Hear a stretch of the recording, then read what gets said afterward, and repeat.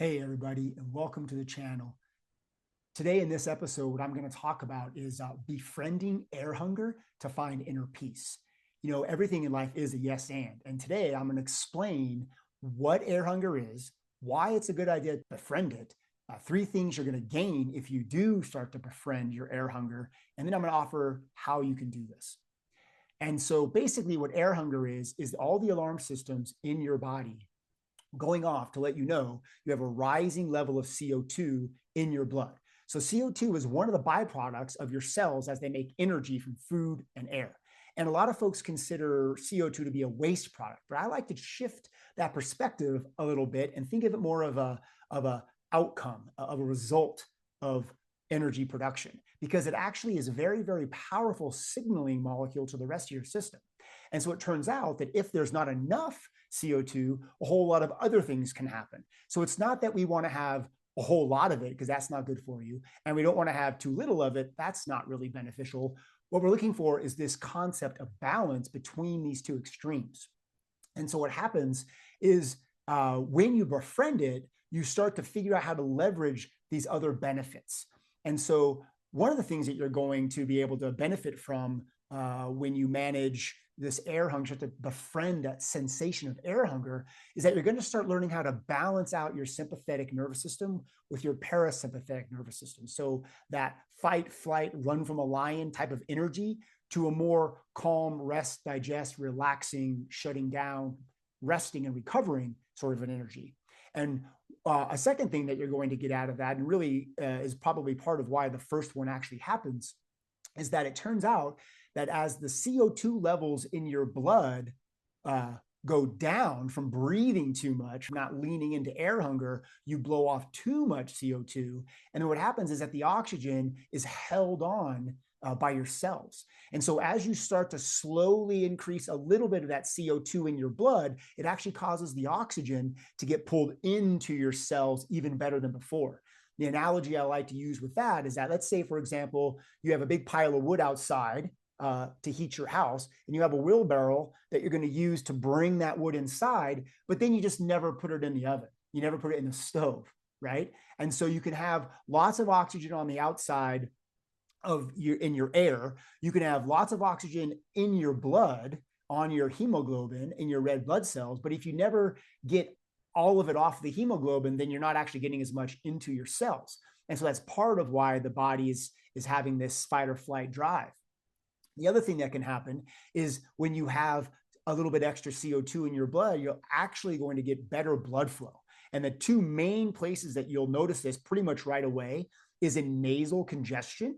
What happens is the CO2 actually helps dilate your blood vessels. So if you have nasal congestion and you slow down your breath a little bit and you retain some of that air hunger, you actually will have your sinuses clear up and you'll be able to breathe better, which sounds a little bit counterintuitive at the beginning, but really, if you lean into the rub a little bit, you'll actually get benefit of having your nasal passages open up.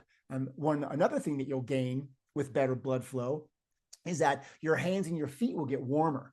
One of the reasons that you can have cold hands and feet is that you don't have enough CO2 levels in your blood. And so your blood vessels are constricting and you're not getting the good blood flow. So a second benefit is good blood flow by allowing the CO2 levels to go up a little bit so that the blood vessels actually dilate and you get better flow.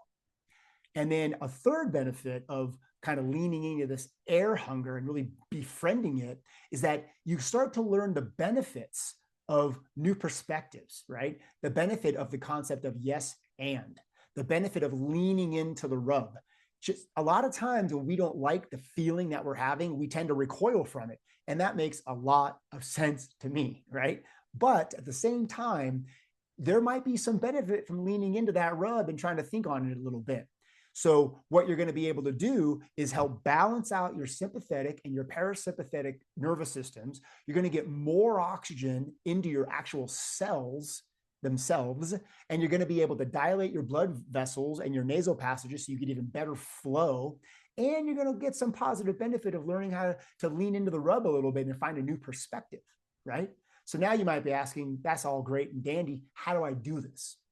Well, it's actually pretty simple, and you can do it all the time whenever you think about it. You can sprinkle it in all over your day whenever there's a moment. And so, really, what you want to do is try to calm yourself, because that's going to automatically lower your breathing rate. And then that's going to help raise your CO2 levels and get that air hunger running. But if you're kind of too bowed up and you just can't seem to even tolerate anything, then what I recommend is two quick hacks that can really help you feel like you're calming yourself down.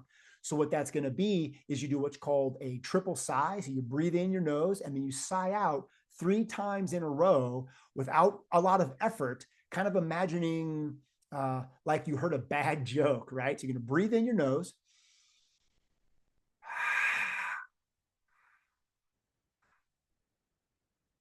And then slowly breathe in. And right away, what you'll notice is you feel a little bit of calmness. You want to do it just the right amount of time that you don't feel a lot of air hunger at first. You want to first calm yourself, right? And another thing you can do is what's actually something automatic that happens to mammals is that when we sense that there's too much CO2 in our blood, we do something called a physiologic sigh. And what that is you breathe in and you take a quick sniff. So you might breathe in and then you sigh. And that breathing in with that extra pop of inhale opens up the sacs inside your lung and allows you to exhale even more CO2. Now, wait a minute. I just said exhale more CO2. And at the beginning of this episode, I said you should retain some CO2. And that's true. But again, it's always yes and.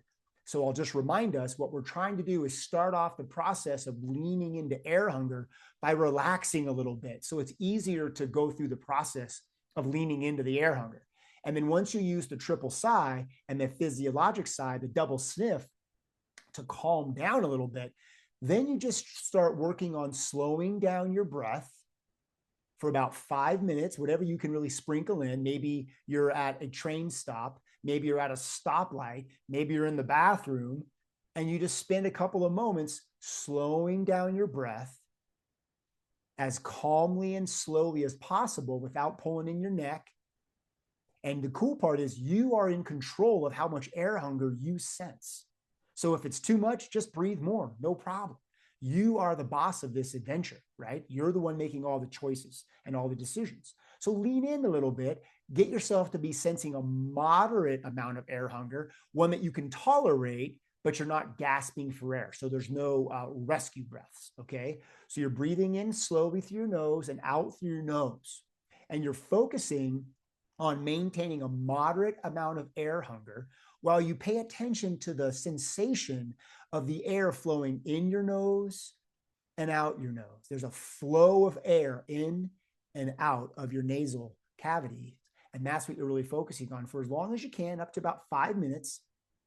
And if you can do this multiple times a day, you're going to notice pretty darn quickly, within a week, probably 5 to 7 days, that you're starting to really notice how to sense air hunger and use it to your advantage instead of just reflexively reacting to the sensation of air hunger and then taking a position of new perspective where you actually can lean back a little bit and go, I'm noticing this happen. I'm going to respond to it out of intention instead of just reacting.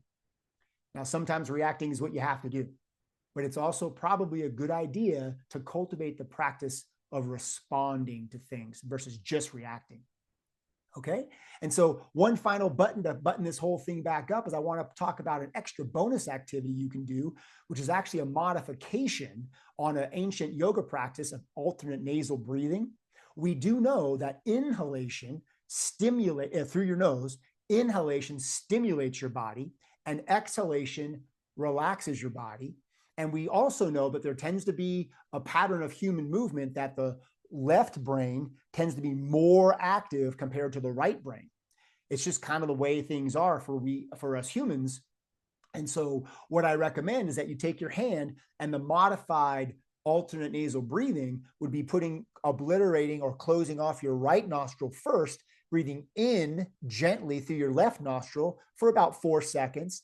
And at the top of that, hold that and maintain that sensation of inhale, and then alternate and close off the left nostril and exhale out your right nose for long and steady. And this is where you're going to feel the air hunger. So now you're going to blend these two together exhale out your right nasal passage. And then you're going to pause before you inhale again, marinate in that air hunger a little. And then keeping your left one closed off, breathe in your right nose, but this time only a little bit. Don't go a whole bunch. Switch right over to a left nasal exhale and blow out that, but don't spend too much time on the left nasal exhale, and then repeat the cycle. In on the left for 4 to 5 seconds, sensing the flow. Hold that inhale effort, sense the flow, switch over, blow out your right nostril, pause at the end, send some air hunger. And then when you're ready, breathe in your right one, but don't breathe in too much. Switch over to the left one, exhale, but don't exhale too much. And then breathe in the left and repeat that cycle for 6 to 8 times. And what you're doing is you're using the power of inhalation of a left nostril to stimulate the right brain. And you're using the power of an exhalation to calm the nervous system through the right nostril so you can calm the left side of the brain. And so not only are you in general balancing out your fight and flight system and your rest and digest system, but you're also starting to balance out this side to side thing that happens in us humans because we have 2 arms and legs that swing. We have to cycle back and forth left and right sides. All right. Well, if you'd like to learn more about any of the things I'm talking about, I do have my Movement Alchemy app that you can download off of the Google Play and the App Store. You can investigate those kind of things. And I would invite you to leave a comment if you have anything you want to let me know. And as always, I hope you have a wonderful day. And I ask you to always relax, trust the process, and enjoy the ride. Take care now.